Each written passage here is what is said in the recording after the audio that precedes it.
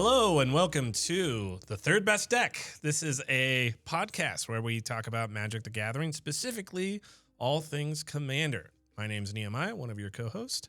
I'm joined by Ka. What's up, guys? Did you guys know that I have like a million playmats? I have no idea what to do with them, and I'm looking for suggestions of what to do with all my playmats. I ordered one last night. I should have bought one from you. Oh, man. Also joining us at the other end of the table is Lotus. What's up, guys? I'm Lotus. Today, I'm our local fish expert. I'm even wearing the fish shirt. So I hope we get more Magic support for fish cards and crabs, but one can dream. I'll see if I can bait you at some point this game. Oh, yeah. This podcast. All right. Our main topic, we're talking about, we've teased this like 50 times, but our non-green ramp episode, specifically on red and white. But before we dive into that, Ka, what's our little smoky? Yeah, our little smoky today is something I'm gonna call, is this good or are these good? Was looking at Strixhaven. It's like a recent set on some cards. So I'm just gonna present to you guys 3 different cards, and you guys can tell me, are they good or are they dog water? So first subject today, it's a land, love lands, is Paradox Gardens. This is just the Simic color. I believe that there's all the color pairings have one of these. But it's a land. There's no types. It enters tapped, adds either blue or green. And you can pay Simic in 2 and then tap it to surveil. To me, I feel like that kind of is cool because you get stuff in your graveyard if you need it from the top of your deck. Because I know we've talked about it a bunch of like ways to get surveil triggers, I guess. But this is on the land inherently. Obviously, I know it's not as good as it entering tap and then you surveil. You have to pay 4 mana, but even though you have to pay 4 mana for surveil 1, is that still good to you guys? Lotus, I'll let you go first. Yeah, so long story short, I don't think this is a good land, right? Like you said, it doesn't have the land types on it, so you can't fetch it. It does enter tapped, which is kind of unlucky as well. It is a green or blue identity card, so if you ever need to pitch it for something, you can, even though as a land, right, it's colorless. But for the Surveil 1, I think is just not good. I think if it was like Surveil 2, it'd be all right. I'd definitely run it in something like a Soul Tie deck, right, with black in there where you really care about things in your grave. I just think that pay cost for the Surveil is just too high. Maybe if it was just green-blue, it'd be good. Or if it was Surveil 2, I think it'd be a lot better. But what do you think, Nehemiah? No, it's not good. But we've been saying 4 mana. Really, it's 5 because you have to tap this land itself. So it's 5 mana to do it. Yeah. So it's bad. I'm not going to harp on it, but we could do a little designer workshop here. If we were wizards and we wanted it to be good, what numbers would we have to tweak to make it playable but not overpowered? Like 2 mana and tap, so 3 mana total. Like blue green and tap the land to surveil 1. Is that good?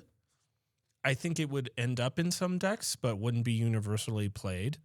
If it came in untapped, would it be good? I think then the opportunity cost is low enough. You would play it in most 2-color decks that are that color. Or, a surveil a bigger number. So keep it the exact same way. I would have to get to surveil 4 before I would do it. I guess for 4 mana, I guess that kind of, or 5, right? 5. Yeah, true. Would your opinion change if they add the land types onto there? So if it's like a island forest? That's a good question.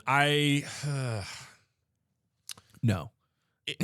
Yes, if it was 3 mana and tap to activate, so 4 total mana, and the land types, I think would get me to play it in 2-color combos.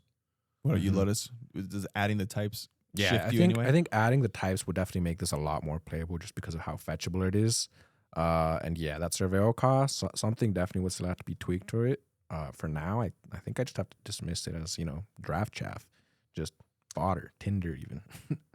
Yeah. Draft chaff. Another thing I would just say is there is, from the Tarkir sets, I believe there is a card that's actually very similar to this. So let me look it up. Tarkir, Dragonstorm, lands. I think it's the green one. Yeah. So Kishala Village. You're close. It taps for 1 green. It enters the battlefield tapped unless you control an island or a swamp. Mm-hmm. So you could put this in a Simic land. Even though it says swamp, it doesn't tap for black. It isn't a swamp, so you could put it in that deck. And then it's pay for and tap it to surveil too. So it's the same cost.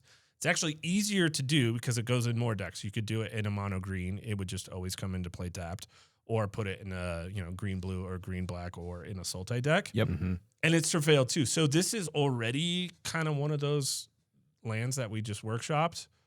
I still don't play it very often, but it's getting closer to that point where I might play it. All Yeah, right. no, for sure. All right. So we won't play this one. We'll call this Draft Chaff. This is Dog Water. I know, right? You got to put some stickers in there. That can't all be good. I know. I got to show off my expertise. This one I really liked. It's called Resonating Loot. It's Is It and 2, which is red and blue. And it's an artifact. Lands you control have tap, add 2 mana of any one color. Spend this mana to only cast instant or sorcery spells. And then it also taps itself, draw a card only if you have 7 or more cards in your hand. Is this good, or is it dog water? I think this is a good card. Obviously, it's more narrow. You're not going to play it in everything because of the instant sorcery rider. That ability that it has, the tap ability, the Library of Alexandria ability, is actually low-key really good, especially because Commander, over the last 5 years, especially, has so much card advantage. Mm-hmm. It is easy to get up to 7 cards, or much easier than it would have been 10 years ago.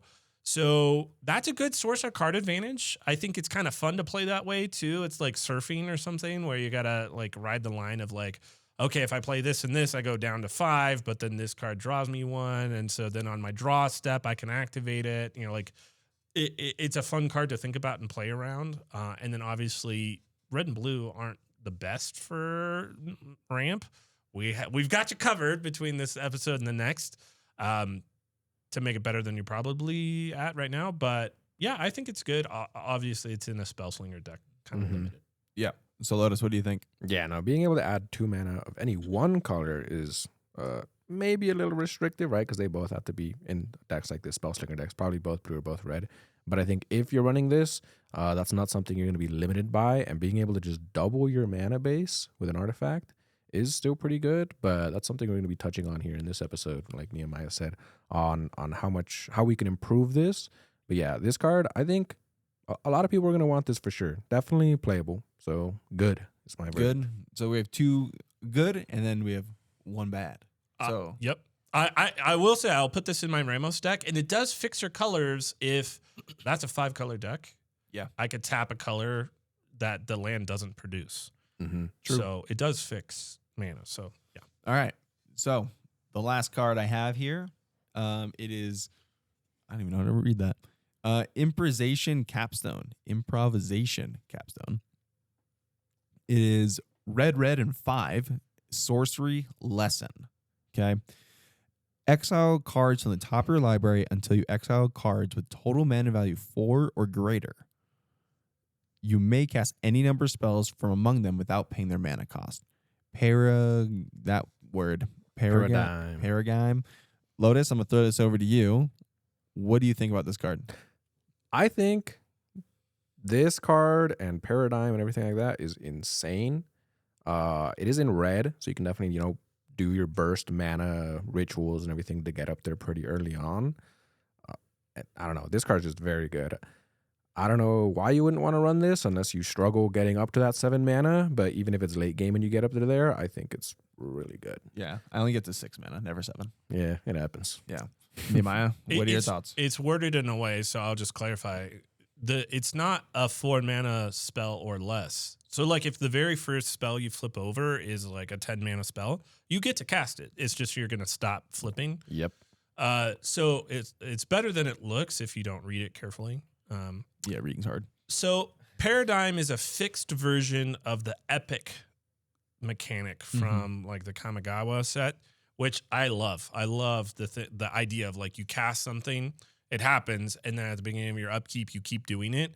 Epic had a huge downside where you couldn't cast spells anymore. Like you had to rely on that epic spell that you cast. Mhm. It's still fun to build around. It actually made it into a couple of my decks because you could do things like Amanatu's Augury, or there's another spell where you copy a instant or sorcery from your graveyard and you get to cast it 3 times. Mhm. So if I get 3 copies of an epic thing happening, then even if I don't get to cast any other spells, it still might be worth doing. It's a fun constraint to build around, which is cool. These guys are nervous because I put in the notes that I have a rant on Paradigm. So I like the card. I like the mechanic. What's wrong?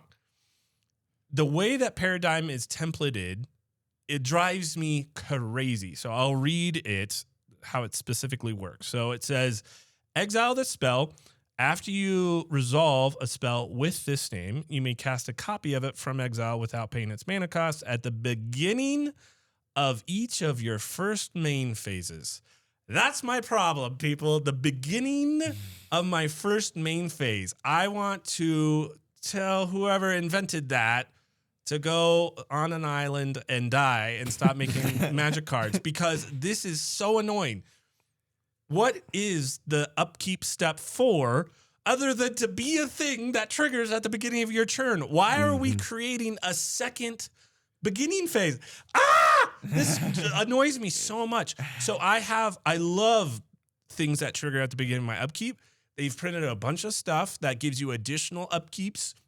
They've done the thing, there's 2 cards that give you another beginning phase. So that's untap, upkeep, draw. So, okay, cool. I want to double this. I want to get more of these Paradigm triggers. I can't do it because they haven't printed a Paradox Phase, which is 3 mana enchantment that gives you another upkeep, for this like second weird upkeep that they've created. This also applies to sagas. This is when sagas get their chapters added on, is at the beginning of your first main phase. This drives me crazy. Why are we adding, like, Magic the Gathering? It's an incredible game. There's rules for everything. You can figure out how something interacts. That's cool. But why are we adding a second upkeep? It makes the cards worse, and it makes it incredibly confusing. People play these cards wrong all the time because it's not intuitive. So if you do have a bunch of like triggers on your upkeep, and you have a saga and you have a Paradigm thing, it's like, oh, no. You got to do all your upkeep stuff first before you do the Paradigm thing and the saga thing. But the saga thing and the Paradigm thing trigger at the same time, so you can stack those. It's like so anti like new player. It drives me crazy. What? So, it should just be at your upkeep. That's my another rant. thing that I have to add on to that as well that's always confusing is, I know we mentioned from before, a very popular Mothman. Those radiation counters trigger on the beginning of your first main as well, right? So I've seen many people get confused by it because it's not at your upkeep where you have to mill those cards and take the damage or whatever, right? So they'll mill the card they're supposed to draw, and have to be like, oh no, you're doing it's backwards. It's really weird. You draw first, then you mill. You draw first, then you, because it's on your first main. I literally made that mistake 2 days ago. Yeah. I'm not new to the game. So Yeah, but no, having things on your first main, it's definitely confusing when we have the upkeep right there. To be like devil's advocate, I guess, to be in Wizards of the Coast's corner, because we love you, Wizards of the Coast. Sponsor us. Anyway. send us cards. Yeah, send us cards. Do you think they did it that, at least from like hearing that, I agree. I think it is confusing. Like I've missed it a million times. My famous takebacks. But do you think they did that on purpose so then it doesn't apply to those? That's Yes. why they added it. So then Yes. you can't like, okay, you have that extra upkeep card, but then you're not like, oh, I'm actually going to chapter 4 right now instead of chapter 2 or 3. Sorry, math. But you know what I mean? Like stuff like that on your sagas, that, and maybe that's why, just be in their corner to make it more balanced. With my Amanatu deck, where it gives enchantments miracle, it actually makes sagas better, because if I play it when I draw it and then it goes to my beginning of my first main phase, I basically get to put 2 chapters on it right away. So it does make some decks better. It's not just because it made this card worse. I think if you want to limit it so that these extra upkeep triggers don't make these too good, just put that in the ability. Just say you're only allowed to trigger this once per turn. problem fixed. And then we don't have to create this whole like mechanical second upkeep that Yeah. everybody has to keep track of. So you can't undo it. Like the Pandora's box has been opened, but I think it is poor design. Yeah, I think limiting for once a turn would have been good, but there we go. If that's if what you're saying is what they were thinking. Yeah. I think it still would be fine if you could copy it and that's like what you're building around. That's fine. It's a 7 mana spell. The other one they have, like there's none that are cheaper than 5. Yeah. So it's not like this is some busted, cEDH mechanic, right? But anyway. Mhm. Okay. Our main topic. Oh yeah. Pom pom pom. All right, so there's kind of 2 parts to this main topic. First Yeah. part is us trying to convince you, the player, and maybe Ka, Yeah. I'm not knowledgeable. this is so much about that. But even for veterans, I think we're going to present some things that maybe you haven't thought of or don't agree with initially. So we're going to address the philosophy aspect of it first, of why we think that ramp should be done this way. So we're going to give you that restriction and why we're doing it that way. And then give you the solution to that problem of, well, okay, then if I can't play these other cards or shouldn't play so many of them, what do I do instead? So that's kind of how we're dividing it up. So I'll present to you in my quick little soliloquy here of my philosophy behind this. And then maybe we can have the discussion on why or what we're choosing instead of this. So first off, my hot take, and there's others out there that agree with me. I'm not the only one. I'm not the first one to think this way, but land ramp is significantly better than artifact ramp, or there's some enchantment ramp too, in my opinion, because there are so many things in Magic that blow up other card types. Vandalblast, for example. 1 mana to destroy any artifact, but there's an overload cost for only 5 that destroys all your opponent's artifacts. And so if everybody is just throwing in a bunch of, 2 mana signets and arcane signets and talismans and whatever else, Soul Ring, obviously we're still going to play because it's so good. Those all get blown up. And then if you also didn't listen to our template podcast and don't have 40 lands, then your ramp is dead and you're not hitting your land drops. You're just sitting there not doing anything for an hour and a half. It really sucks. So how do we avoid this? Lands. Because even though there are plenty of ways to destroy lands, even mass land destruction, those are frowned upon socially. And in the bracket system is specifically put in, hey, you're not allowed to do mass land destruction at the lower brackets, right? So because of that, lands just have a huge advantage. Well, mono green naturally is the only one that has really efficient ways to put extra lands into play. So for the last 10 years, green has just been dominant in Commander. Magic the Gathering Wizards has known this, so they've changed and made cards that help the other colors do those things. We're going to show you those cards. And some of them are not super intuitive. You're not going to see rampant growth in red, where it's just simple. But I'm going to show you a red card that's better than rampant growth if you build around it just a little bit for 2 mana in red. So there are ways to do it. So first we have to get over that first initial idea. What's your reaction to it, Ka, when I say what I just said? Okay, tell me more. I'm because I personally, for me, all in colors that aren't green. Obviously, if I'm running green in my commander decks, I have the classic Nature's Lore, Rampant Growth, the ones we've talked about many times. In that, if you close your eyes, any Magic player, you're like, oh, name me a ramp spell. Any of those spells that are in green, everyone knows them.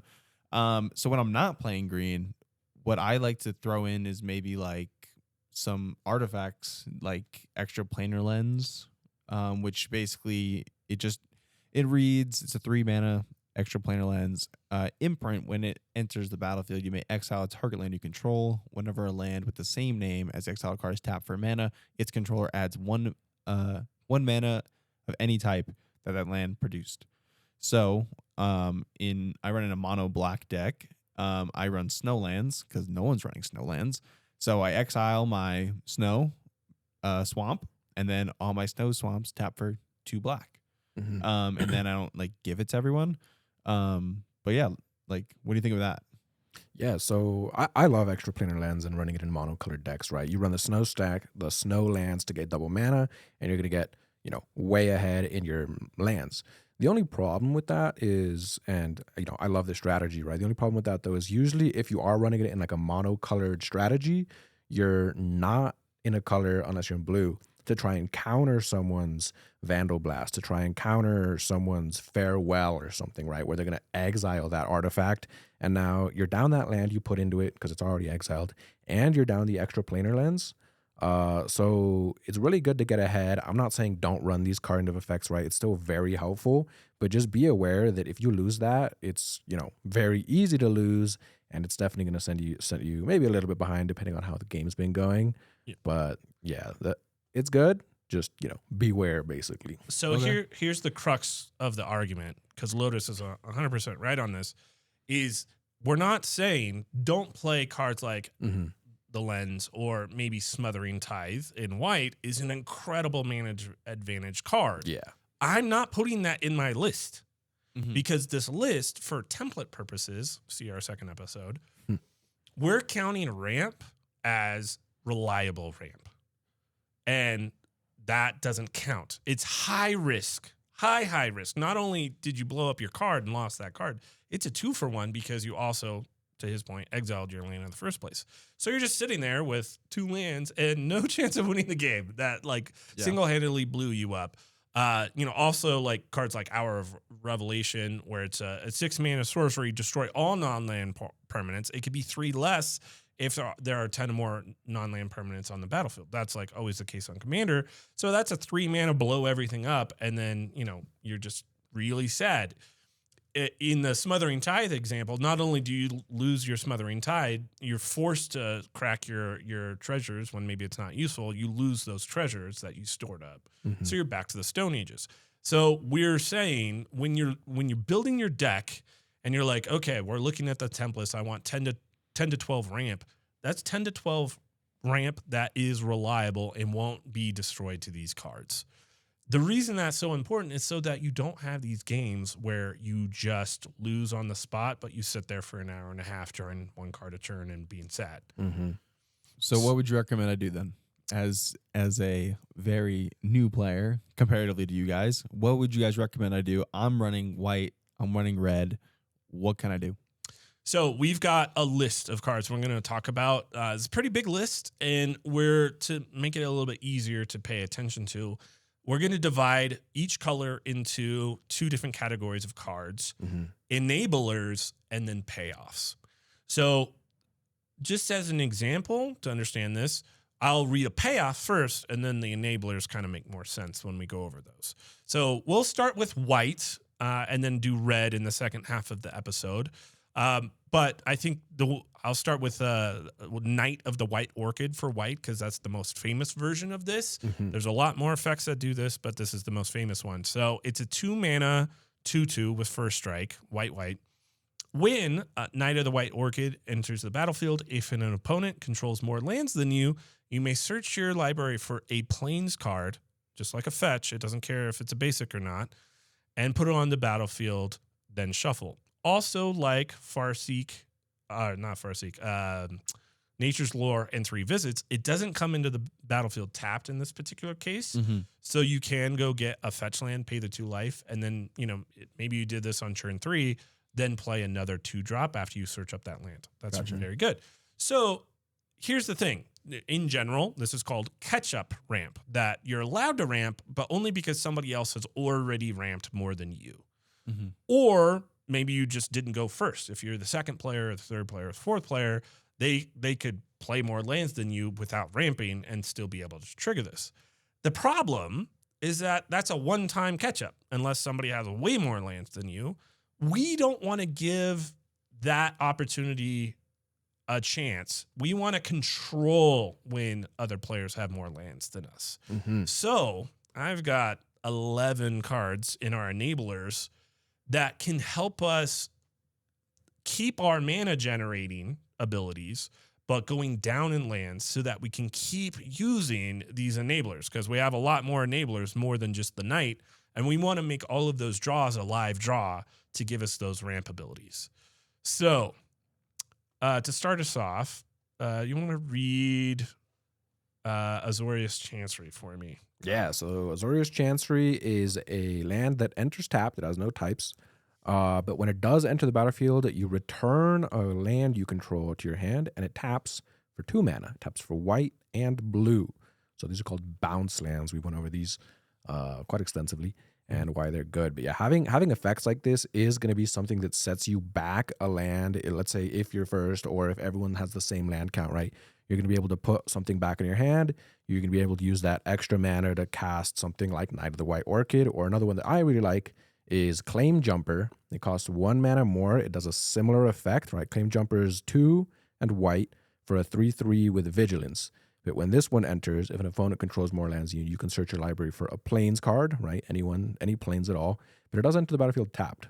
But the reason I like Claim Jumper is that if an opponent controls more lands than you again, then you repeat that process once. So you'll be able to get 2 tapped Plains lands just for having 3 mana and something like Azorius Chancery.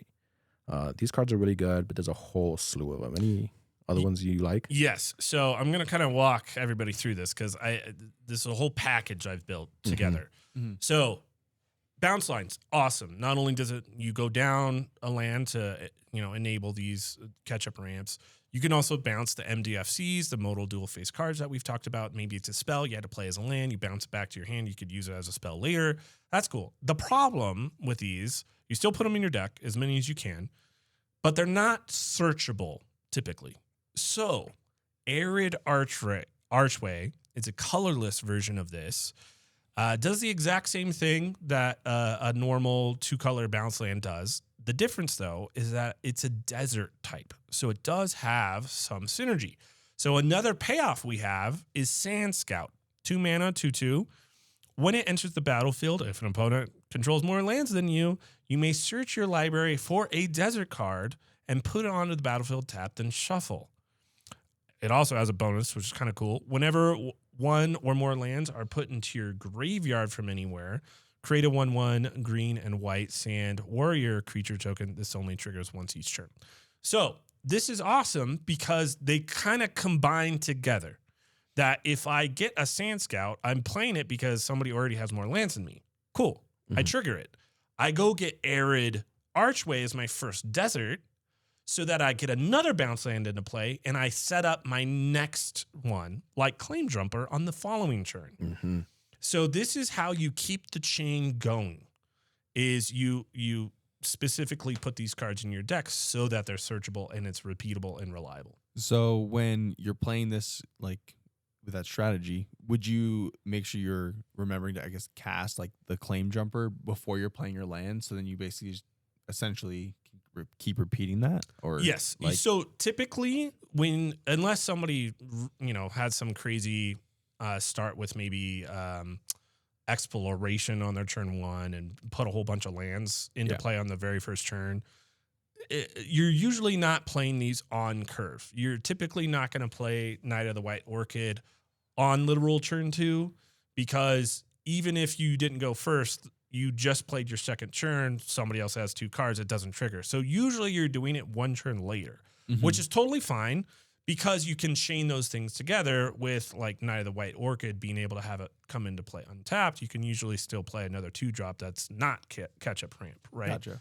So if you just play 1 turn behind, you keep this chain going. Now, we've mentioned a couple lands, but there's more. There's more that you can do. One of my favorite ones to do is Lotus Field. I'll read this real quick. So it's Lotus. It's me. It's a field, not a pond with your fishes. Yeah, they can't swim there. So this is a land. It's got hexproof, which is actually relevant sometimes. It enters the battlefield tap. That's okay. We're willing to put up with this because when it enters the battlefield, you sacrifice 2 lands. And then when you tap it, you can add 3 mana of any one color.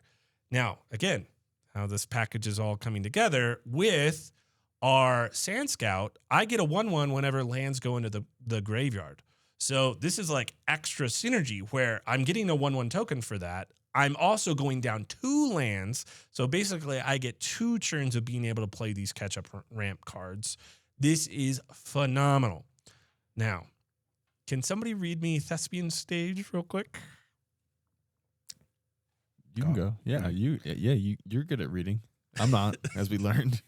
So Thespian Stage is a land. It's a colorless land that taps for 1 colorless.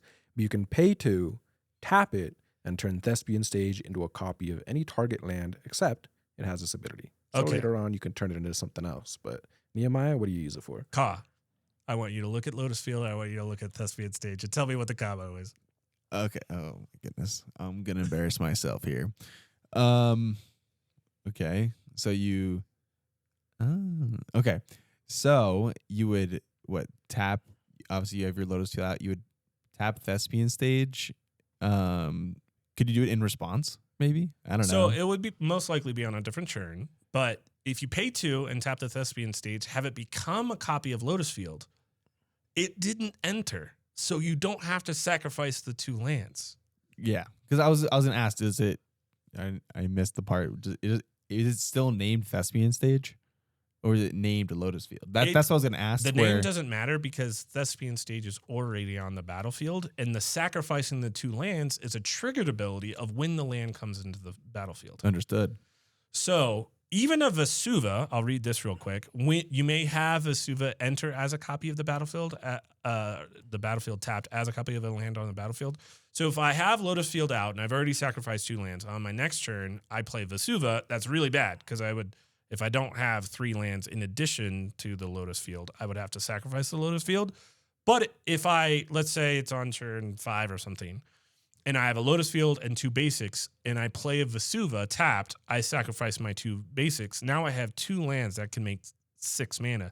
That's still worth doing. Mm-hmm. But Thespian Stage is even better because if I play it and then copy it, it already entered the battlefield. That trigger doesn't happen. It just now taps for 3 moving forward. Is that similar to the Dark Depths trigger? How it just, when you tap it, then you just get the flying 20/20 automatically? Yes. Right? Yeah, Yes. so Understood. since Thespian Stage is already on the battlefield, right? Lands are super useful. It's not going to enter with those ice counters, so you'll just turn it into it, and then out pops Merit Lage.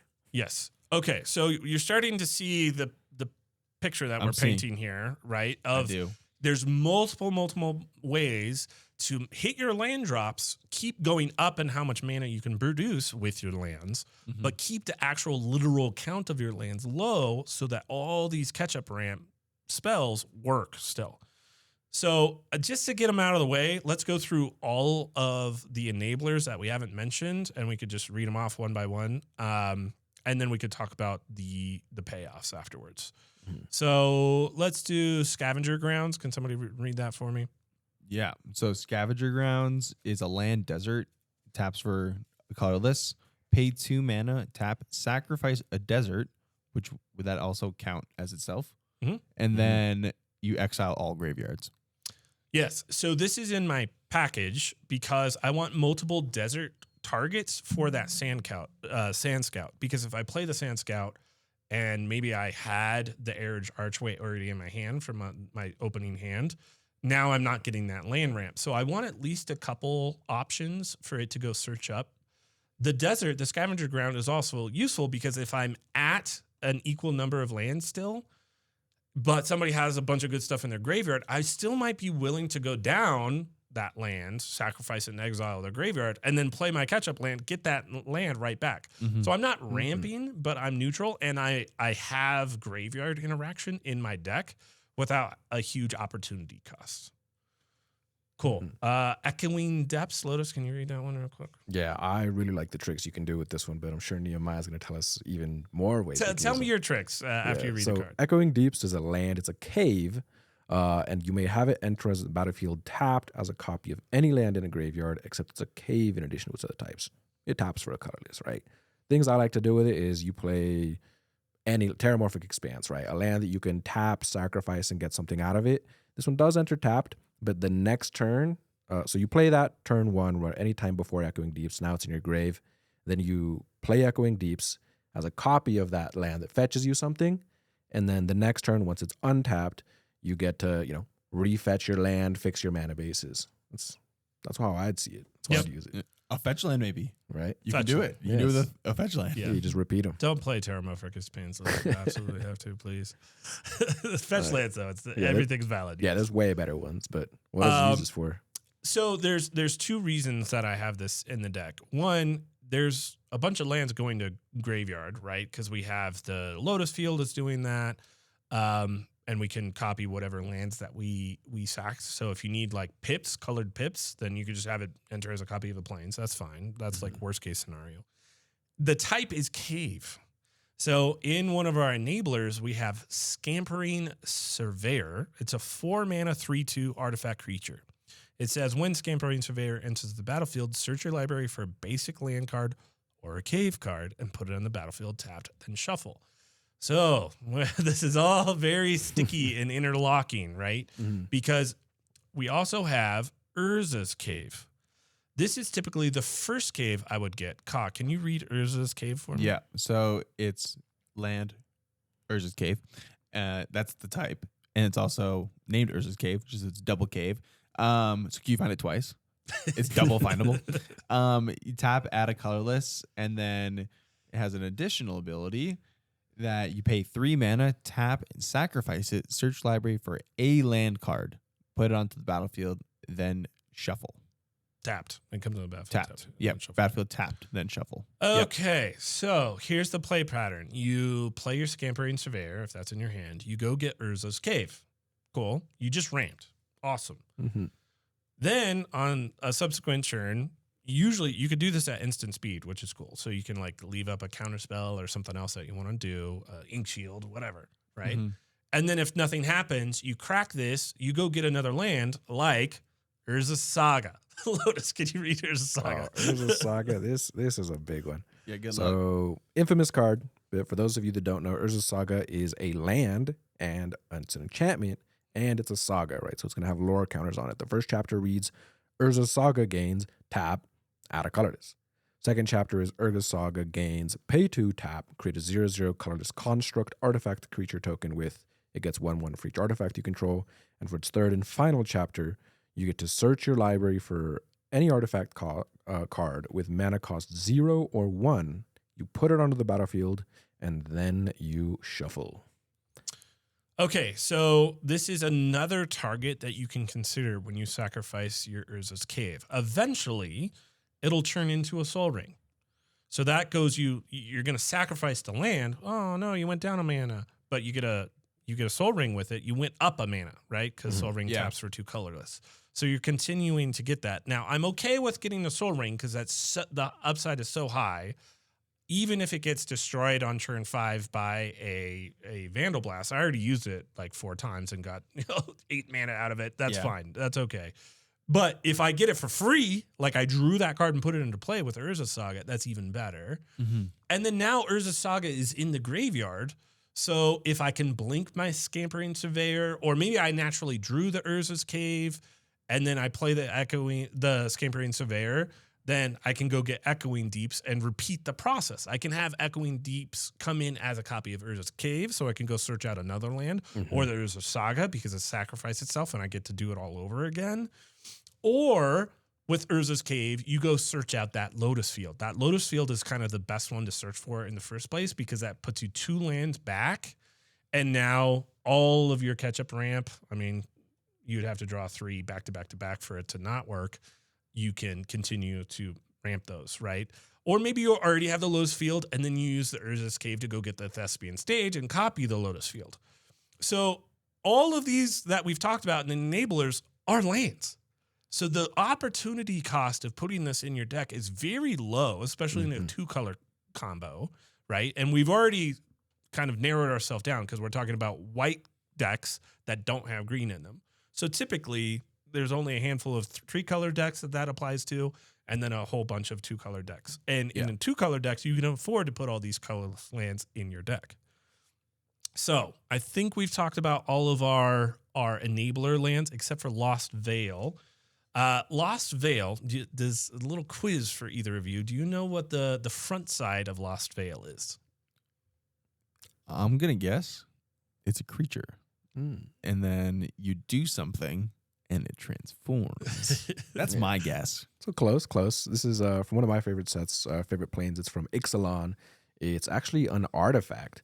It's a 2-cost equipment artifact, right? So when it enters, the target opponent creates 2 0/2 green plant creature tokens with Defender, but the equipment itself gives the equipped creature +2/1, and whenever that creature deals combat damage to a player, you may transform it.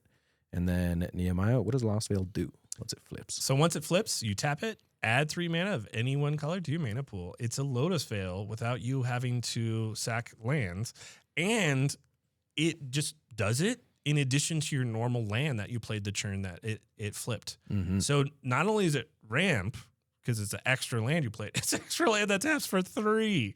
Yeah, so that's kind of insane. this is one of my favorite cards to put in a deck because it chucks a lot of my boxes. It's land ramp. It's a great target to copy with Vesuva or Thespian Stage after the fact because it's going to tap for 3 mana after that. And it involves your opponents, and it gets to be a moment where you can negotiate. Who wants the plants? Are you going to not attack me for 2 turns if I give you the plants? Give me them. Okay. You know, you can even do a thing of like, oh, well, what if you can't attack and get the damage through? You negotiate. You say, I'm going to give you plants, but when I attack you, you take this 1 damage one so I can flip it. Otherwise, I don't give you plants, right? And if they don't want to do it, somebody else at the table will do it. Or you give somebody else the plants and somebody's just open and you attack them, they don't get an option, right? Yep. It's incredibly easy to get the combat damage through. I don't always play it because it does depend on what my commander it is and how much mana it costs. But if it's a 3 mana commander, I'm very likely to play it because I could play the equipment on turn 2, play my commander on turn 3, and then on turn 4, I'm doing the thing. And it only costs 2 to equip, right? Yeah, 2 to equip. So then it equip, do the damage. I have 2 untapped mana plus the 5. I'm still doing 5 mana on turn 4, even though I had to pay the 2 to equip. It's insane value. Oh yeah. So as like that's an artifact. So why wouldn't you run something like Gauntlet of Power? Right. That's 5 mana. You enter the battlefield, choose a color. So I'd choose white, I'd assume. Yeah. In this instance, and then creatures of the chosen color get +1/+1, and then whenever a basic is tapped for mana of the chosen color, it adds an additional color. So similar to extra planar lens, but like you're basically paying 4 mana in theory. So this is 5, and you get an anthem effect. So why wouldn't you run something like this? Because isn't that card also susceptible to Vandal Blast? Yeah. So because of the timing, it's only an artifact for 1, maybe 2 turns. And again, it's happening if I have a commander that's 3 mana. I'm attacking on turn 4. People can't cast Vanderblast yet, right? So it's already been converted to a land. It's now safe as a land. It's not going to count as an artifact. So that part of it is the distinction of safe versus unsafe. I would put it as safe, not saying don't play Gauntlet of Power. If you're playing a mono color like white weenie deck, put it in your deck. You're counting that as your deck synergy slot in your template, not as your ramps. Gotcha. It's also a lot more intimidating, I guess, to see someone have a mana doubling anthem on the field, where even if they do want to just do blow it up for the 1 red mana cost of Vandal Blast, you're more likely for it to get targeted than a 2 cost. I get 2 plants, you get 2/1 if you equip it. It's not that bad for me. Like it's just a way, like perceived threat value on Dowsing Dagger versus something like Gauntlet of Power is a lot lower too. So even more onto the safety factor of people not trying to blow it up. The other fun element of if people subscribe to this strategy in your play group and everybody kind of is vibing with this, is that when you play cards like Vesuva and Thespian Stage, there's more targets because you could target somebody else's land.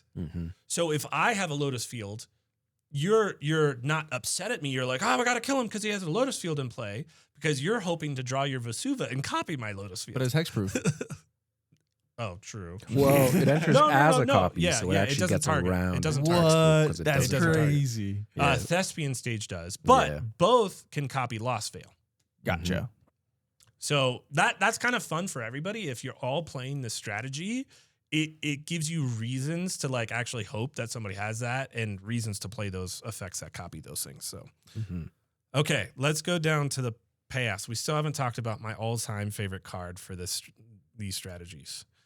Can somebody read me Surveyor's Scope? Yeah, I got you. I can read this one, thankfully. So Surveyor's Scope, it's 2 mana, 3 mana. I'm Two. 2. Yeah, I can't read. As we learned. Artifact, tap it, exile Surveyor's Scope, search your library for up to X basic land cards where X is the number of players who control at least 2 or more lands than you. Put those on the battlefield, then shuffle your library. So they're not tapped. That is key. They are not tapped. Okay, so the answer that this card is providing to us is, well, what if you draw the enabler half, too many, and not enough of the payoff cards? Mm-hmm. Like I've got 3 lands that tap for 6 mana. I did it, woohoo, or 7 mana. It'd be 7 mana, right? Mm-hmm. But I'm not actually ramping. Everybody else has the same number, right? Because the enablers are just making you go up in your normal land drops, but down a number of cards. This is the payoff that if now everybody has 2 or more lands than you get to go get 3 basic lands and put them into play untapped. And the thing is, you play Surveyor's Scope, you can immediately use it, or you play it, and then when that condition is met is when you crack it. So you can have your full mana complement available and still use this if you played it on a turn before. So you can have a huge turn where on turn 6, you're making like 10 mana, all untapped, and kind of punishing your opponents who are playing normal lands or ramping with green, right? Mm-hmm. Gotcha. Okay, so Weathered Wayfarer is my next payoff. This is actually an enabler, but I put it in this group to save it for the conversation later. Lotus, can you read this one for us? Yeah, I like this card. I recently found out about it too. But Weathered Wayfarer is a 1 white for a 1/1 that has an ability of pay 1 white and tap it. You search your library for a land card, any land card, reveal it, put it in your hand, shuffle. But you can only activate it if an opponent controls more lands than you, which is exactly what we're trying to do. Yes. So our whole list of those lands that we talked about that are incredibly powerful, you get to choose what's best for you in that situation. Do I still need to go down a land to enable another enabling card? Or do I want to draw a card? Do I need to pick up that MDFC card that I put into play earlier on my early turns? You can go tutor up one of the bounce lands, get that card back to you. You just drew a powerful spell that you could use. Maybe you need to exile somebody's graveyard. You go search out scavenger grounds, or if you're in black, you can do the normal Bogart whatever land. Bajuka Bog. Bajuka Bog, thank you. Yep. That to exile somebody's land. So it gives you a ton of flexibility to go get what you need to do and keep those lands that enable the catch-up ramp coming to you as a free draw. Mm-hmm. Like you're drawing a card sometimes too, right? Because you drew the land, and if the land then draws you another card with a bounce land or Urza's Cave or whatever it is, like the value train just keeps going. Okay. Loyal Warhound. We'll throw in this group. This is the rampant growth of my strategy of I don't always play it. It does the thing. When it comes into the battlefield, it's a 3/1 with vigilance. If an opponent controls more lands than you, you can search your library for a plains card and put it in the battlefield tapped. So you can get non-basics with it. That's cool. It always comes into play tapped. It's kind of a bummer. Same thing as like a Sand Scout, but for deserts. The reason I don't always play it is it's 3 powers, too many power. A lot of times what you're going to combine with this whole strategy is a white wingy kind of card draw package. So Welcoming Vampire, the Enduring Inspiration. What's Enduring the Innocence. Enduring Innocence. There you go. Innocence. From Yep. Duskmourn. Cards that say when a creature with power 2 or less comes into play, you draw a card. Maybe it's limited to 1 a turn. Loyal Warhound doesn't trigger those. So if you're playing like Elemental Bond, you're in green already. It doesn't matter. You wouldn't play it. So I often leave that one on the cutting room floor. If I'm playing mono white, I'm probably going to play it just to have a critical mass of those kind of things, because we can combine some of our solutions from the red options, the blue options, the black options we're going to talk about later. So this is on the fringe of playable, depending on the deck. It does the thing, but it doesn't synergize as well as everybody else. Of these effects, that a creature, my all-time favorite one is Scholar of New Horizons. Lotus, can you read that one for me? Yeah, Scholar of New Horizons is 1 and a white. It's a human scout 1/1 that it enters the battlefield with a 1/1 counter on it. You can tap the Scholar to remove a counter from a permanent you control and search your library for a Plains card, reveal it. If an opponent controls more lands than you, you may put that card onto the battlefield tapped.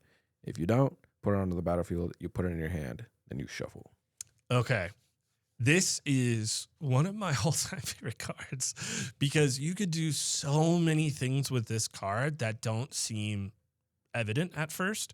So for first thing I'll point out is the removing a counter to go get a Plains. That happens no matter what. So you're drawing that card. It's just whether it goes into the battlefield or not depends on the catch-up ramp mechanic.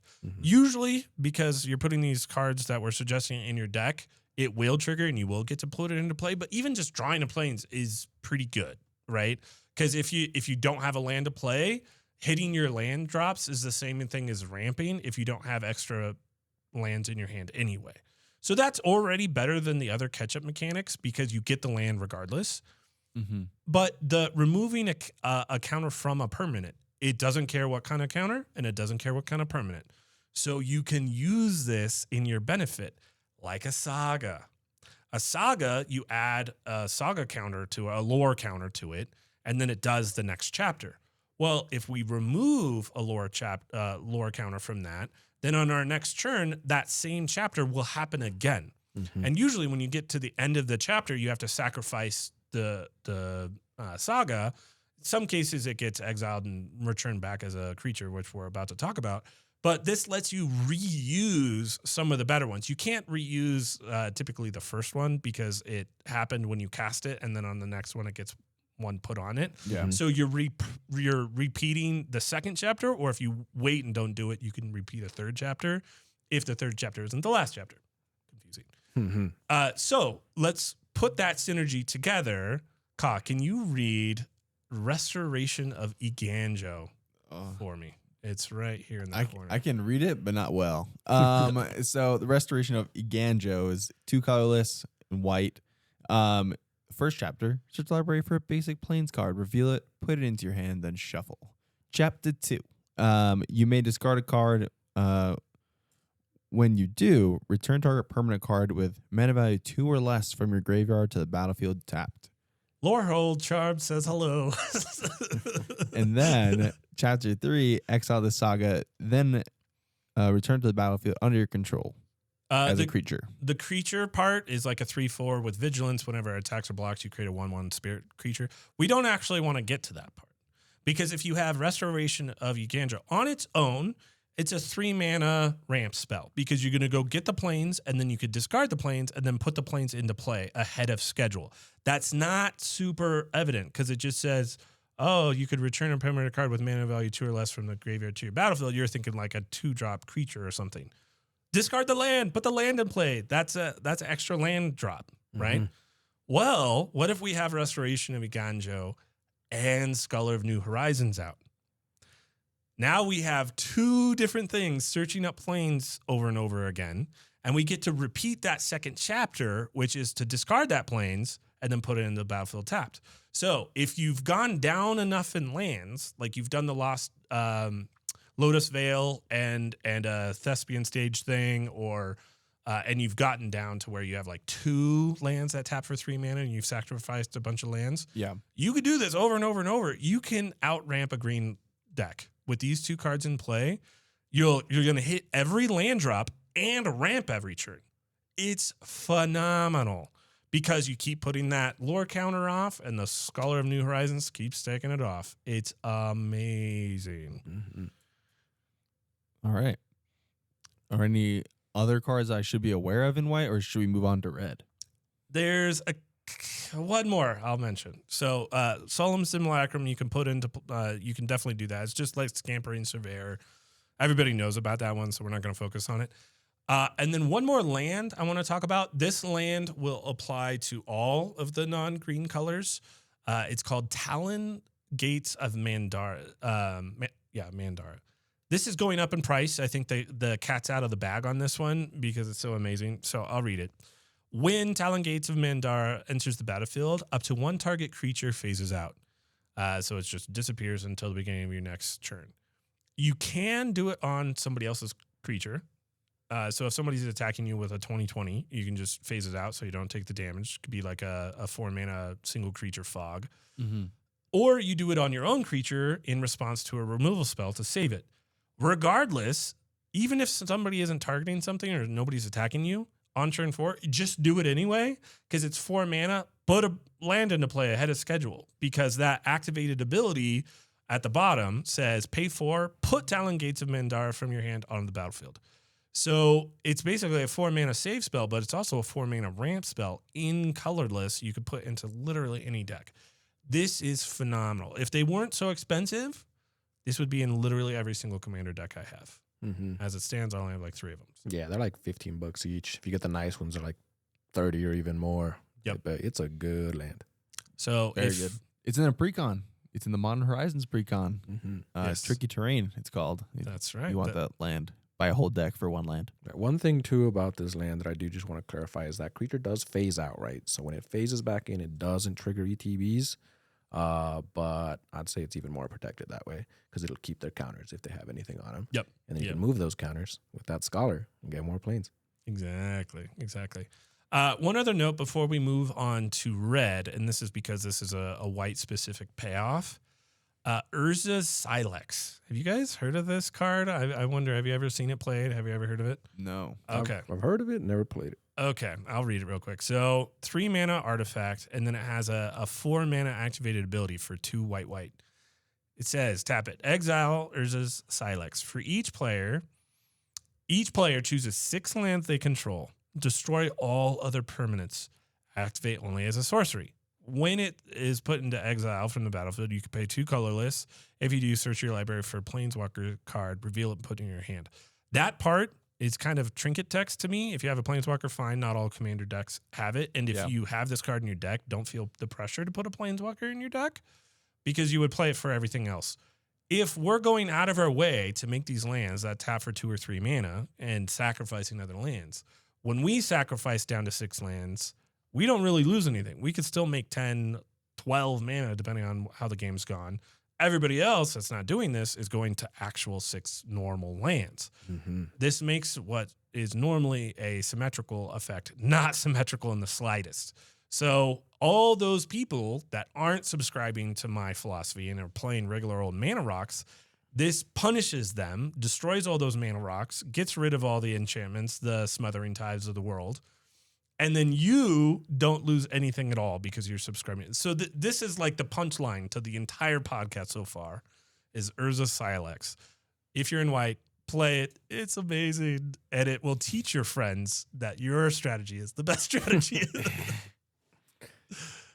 Okay, so before we move on to red, what are your thoughts, Ka? What do you think? Have we made a compelling argument so far? I would say you guys have done a pretty good job, and it sounds like I'll be buying a bunch of this stuff here. So, yeah, I like it so far.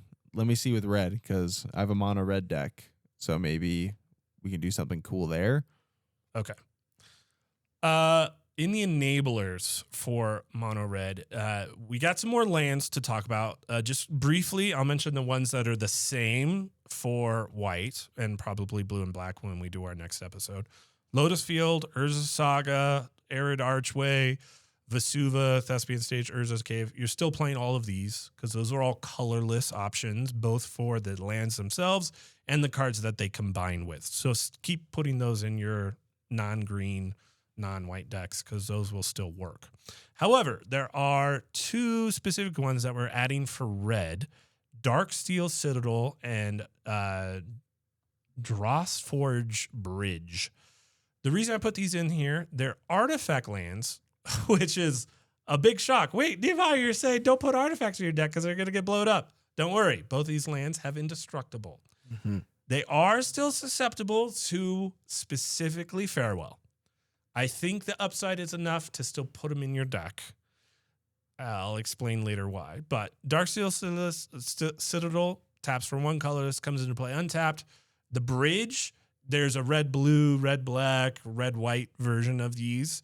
They come into play tapped, but they are indestructible and they are artifacts.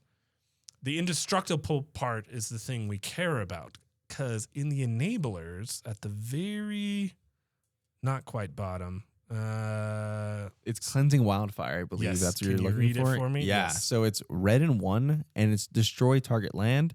Its controller may search the library for a basic land card, put on the battlefield, tapped, then shuffle, draw a card. So if I'm understanding this correctly, why indestructible is important is because what? You destroy your own land, Mm-hmm. and then you get to draw a card. But since your land actually doesn't get destroyed because it's indestructible, you just get a free mountain or whatever color you're running. Yep. So, and then you draw a card for 2 mana. So this is better than 3 visits, better than Nature's Lore. That's kind of You insane. do the same ramp Mhm. and it cantrips. You draw a card with it. That is worth putting some indestructible lands in your deck. There's more indestructible lands that you can get. Those are the 2 that I used as an example. There's a Cornerstone Cataracts, something that's like taps for colorless, but you can pay 5 and get any color of 5 land colors out of it. That's also indestructible. There's others, but if you could put it in your color combination and it's indestructible land, do it. So that it combos with that deck. It also, if somebody's popping off with like a Urza's or a Cabal Coffers or something like that, you can just destroy somebody else's land to stop them from having game winning like amounts of mana. Mm-hmm. So it's flexible in that way. Lotus, are there any enablers that you're specifically interested in? So, like I said earlier, I really like the Ixalan cards and the whole Ixalan set as a whole. So there's a lot of really good cards that I like from there that start off as something else and then turn into lands.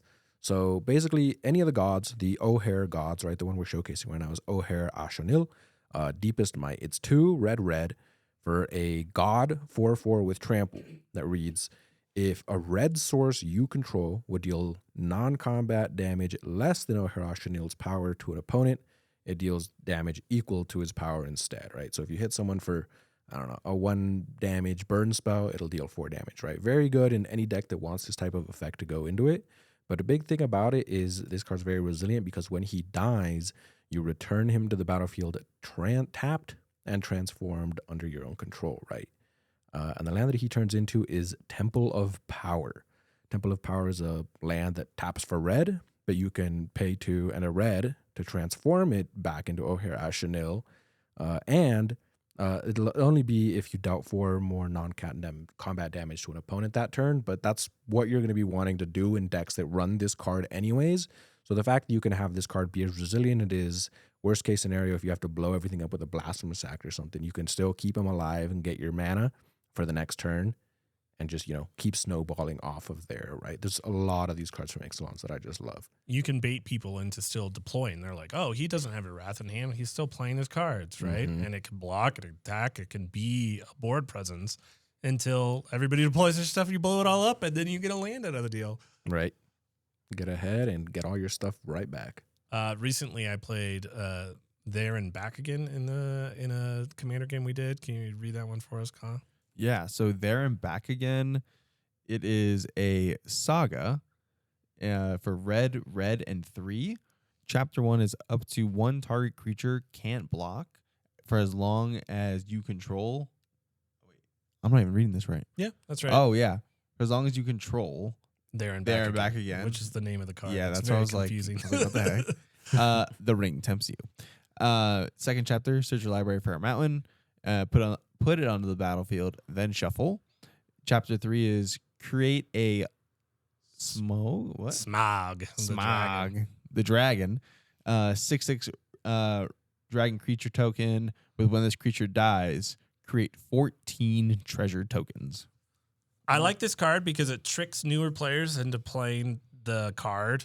They're playing it for the dragon that makes the 14 treasures, which is high upside. That's fine. And I played it and it did die and I did get my treasures. The reason you're playing this is to go get them out and put it in your play. Like that's the And it's actual untapped. reason you're playing it. Yes. Yeah, you just put it down. So that even though it's 5 mana, it's like, it's kind of a do nothing, especially with that first chapter. But it's actually worth it, in my opinion, especially if you're in a non-green red deck. So some other things we'll mention now, the enablers that are there from the other colors: Surveyor Scope, Solemn Simulacrum, Scampering Surveyor. Those are all in there. I will mention Thematic Compass. I really like this one. I think there's an argument even to put it in a green deck, but I'll read it real quick. So it's 2 mana artifact, tap 3, or pay 3 and tap it. Search your library for a basic card, reveal it, and put it in your hand, then shuffle your library. Okay, so this is 5 mana just to draw 1 card. Seems kind of bad, right? However, at the beginning of your end step, if you control 7 or more lands, transform it. So unlike the white, this is why this is not in the white group, is we're going out of our way to make sure our land count's low to keep our enablers going. Here in red, you just want to keep hitting your land drops because that's effectively ramp for people that run out of lands, right? Mm-hmm. Consistency is not exactly that. But once you get to 7, it flips into Spires of Orzhaka, which is 1. You can tap it for 1 colorless mana, so that is ramp. The second half of the card is Maze of Zith, which is untap target attacking creature an opponent controls and remove it from combat. People play Maze of Zith. It only has that ability. Maze of Zith doesn't tap for mana on its own. This does. Mm-hmm. So you play it on the early turns. Again, you could pass with an instant. Nothing happens. You pay 3, go get a card, a land card to play on your next turn. So you're ensuring that you make it to the 7 lands and draw those cards. So it's card advantage. And then once you get there, it flips. And now you have like protection as well. And you're ramping. So Thematic Compass is really, really solid in non-green, non-white decks. Cool. We have more. There's so many more. So many cards. Brass's Tunnel Grinder. Can somebody read that one for me? Yeah, for sure. Brass's Tunnel Grinder. It is a artifact. 3 mana artifact. When Brass's Tunnel Grinder enters the battlefield, discard any number of cards, then draw that many cards +1. This is good. Just in general, that effect, people would play that in a deck. There is a modal dual face card that does a similar effect. Yep. However, as a second part, at the beginning of your end step, if you descend this turn, put a boar counter on Brass's Tunnel Grinder. Then if there are 3 or more boar counters, remove those counters and transform it. What do you know? It transforms into a land that taps for red. It does a bunch of other stuff that's actually kind of good. I don't care. It taps for red and it's a land. So if I can get something that does a useful thing and then turns into a land, I'll do it. So the argument would be, hey, it's 3 mana. Maybe before you can get 3 boar counters, somebody does Vandal Blast it. I'm okay in this situation because I still got the card filtering aspect and it did replace itself with that +1 rider. Gotcha. So that's worth it to me. That it's reliable enough that if my problem is I kept a land with this and 3 lands and I'm out of lands, I play this, I get those lands to keep hitting those land drops. That's worth it. Even if you do Vandal Blast me, I don't care because now I have lands to make my land drops. So that's another one to consider putting in your red decks. Like Dowsing Dagger, we also have Dowsing Device. Do you mind reading that one for me? I can read that one. I definitely can. It is red and 1, and when it enters or another artifact enters the battlefield under your control, up to 1 target creature you control gets +1/0, gains haste until end of turn, then transform it if you control 4 or more artifacts, and then it turns into a land, of course. Geode Grotto, land cave, taps for red, and then it does a bunch of other stuff. You pay red and 2, tap until end of turn. Target creature gains haste, gets +X, where X is the number of artifacts you control. That's useful. Again, we're playing it for the land. Exactly. You're seeing a theme here, right? So we kind of have to go through these specific cards so you get an idea of it. There's more. Treasure Map. Treasure Map's kind of a fun one. Have you seen that one, Lotus? Yeah, I love this card. I run this in a treasure deck, gambling deck I have. nice. But Treasure Map is a 2 mana artifact. You can pay 1 to scry 1 and put a landmark counter on it. Then if there are 3 or more landmark counters on it, you get to transform it and create 3 treasure tokens. On the back side, it's a land that taps for 1 colorless, but you can tap it, sacrifice a treasure, and draw a card. So this card is going to, obviously give you a land. It's going to ramp you 3 treasures if you need to use them. And if you find yourself in a surplus of treasures, like I do when I play this card in my treasure deck, my gambling deck, you can just use some of those extra rocks to get cards and get your plan going. But yeah, this is a really good card, even if you're not doing a treasure sub theme. Yep. And it passes the Vandal Blast test as long as you go before that player does. You should be able to flip it before they can fire it off. And even if they do, after it's been flipped, at least you could sacrifice a treasure to draw a card instead of just losing that value that you made. So, okay. Another one I like to mention, this goes in all of them that aren't green, Skyclave Relic. So this is a mana rock, a 3-mana rock. So why am I willing to play it? Because it's indestructible. It costs 3 mana, but has kicker of 3 mana. So if you can get to 6 mana, when it enters the battlefield, if it was kicked, create 2 tap tokens that are copies of Skyclave Relic. And it just taps a mana for any color. So 6 mana, I would then have 3 sources. You have 3 arcane signets essentially That are indestructible. That's pretty crazy. So that's worth playing, in my opinion. Again, this one is susceptible to Farewell specifically, but again, 1 card out of 30,000. I'm willing to play this. Okay, there's That's some good more. odds. That's good odds. Was it Bitterborn? Yeah. So this one is good for attack-based decks. Go ahead and read that Yeah, one. 'Cause so the next Bitter 2, Thorn. actually. Yeah, I can. Bitter Thorn, Nissa's Animus. It's a 3-mana artifact equipment, living weapon. When this equipment enters, create a 0/0 black Phyrexian germ creature and attach this to it. Equipped creature gets +1/1. Whenever equipped creature attacks, you may search your library for a basic land card, put it on the battlefield, tapped, and then shuffle. And then if your germ was to die, it has a 3-mana equip cost. Obviously, you get the mountain. And then your Sword of the Animist, it's 2 mana. Another equipment, equipped creature gets +1/1. Whenever equipped creature attacks, you may search your library for a basic land card, put it on the battlefield, tap, then shuffle. That's equipped 2. Yep. So these I'm not going to put in every single red deck, but if I have a commander or a game plan that wants to be attacking, I will definitely add these as a repeatable way to land ramp specifically. So just I guess a general rules question. If I have like say Slicer or like an Alexios of the Cosmos, I think we've talked about a couple times or at least once, where even if they're on the other like players' battlefields and they are forced to attack and this is equipped to it, would I get the land or would they get the land? You would get the land. Yeah, you'd get the land. Yeah, so for those That's that pretty don't know, gross. Alexios and Slicer cards, they get passed around the table and have to attack every turn. And if you control these equipment and they're attached to Slicer or Alexios, you're basically going to get 4 basics per turn cycle as long Which as is those creatures are disgusting. alive. That's Which is so a great. really good ramp. That's And really land good. ramp. There's another one we probably should have mentioned earlier because this one's more well known. It's kind of like the Solemn Simulacrum, but Wayfarer's Bauble. It's a 1-mana artifact, and then it has pay 2, tap it to go find a basic, put it in play, battlefield tapped. It's 1 more mana than like a Rampant Growth, but in non-green, it's worth it, especially if that's your very first card you play and you don't have anything else on turn 1.